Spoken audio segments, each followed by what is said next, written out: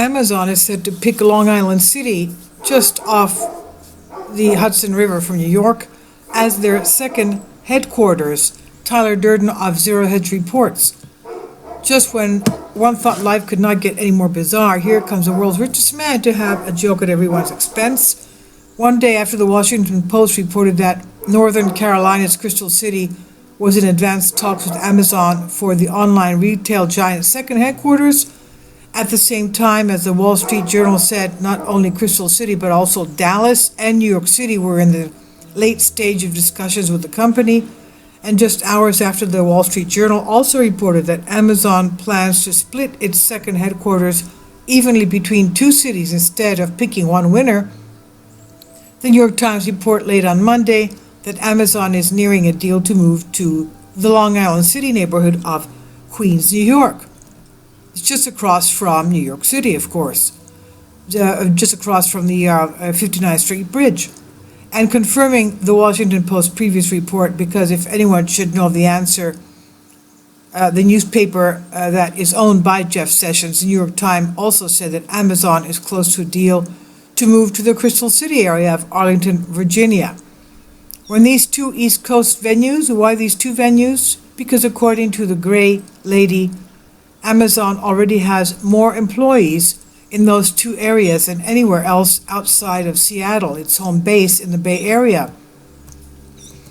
Naturally, since Amazon would never have picked either location without some incentives, New York Times reports that ahead of the decision to pick Long Island City, which is a short subway ride from Midtown Manhattan, Amazon executives met 2 weeks ago with New York Governor Andrew Cuomo in the governor's Manhattan office, with the state offering potentially hundreds of millions of dollars in subsidies.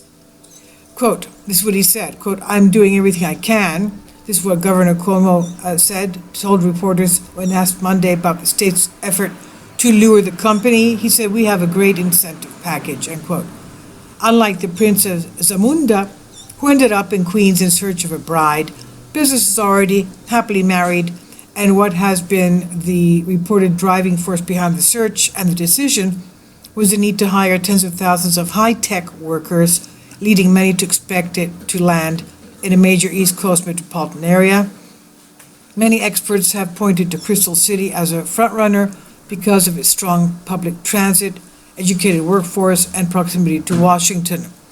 For those very reasons, almost nobody picked Long Island City, which has been said to have affordable housing, robust infrastructure, terrific airports, short commutes, business-friendly local government, one with an overdose of sarcasm.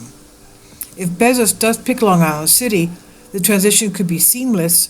Amazon already employs 1,800 people in advertising, fashion, and publishing in New York, and roughly 2,500 corporate and technical employees working in Northern Virginia and Washington.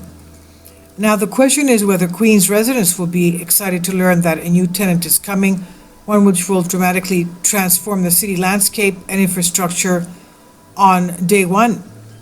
HQ2 would be filled with our current campus in Seattle, the company said. If Amazon goes ahead with the two new sites, it's not clear whether the company would refer to both of the locations as headquarters or if they would amount to large satellite offices. Meanwhile, those wondering why Bezos decided not on one but two headquarters, the answer is simple: it's money. Picking multiple sites would allow it to tap into two pools of talented labor and perhaps avoid being blamed for all of the housing and traffic woes of dominating a single area.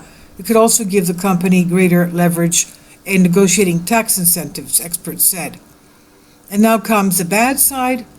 As Amazon's search dragged on, residents in many of the 20 finalist cities worried about the impact such a massive project could have on housing and traffic, as well as what potential tax incentives could cost the community.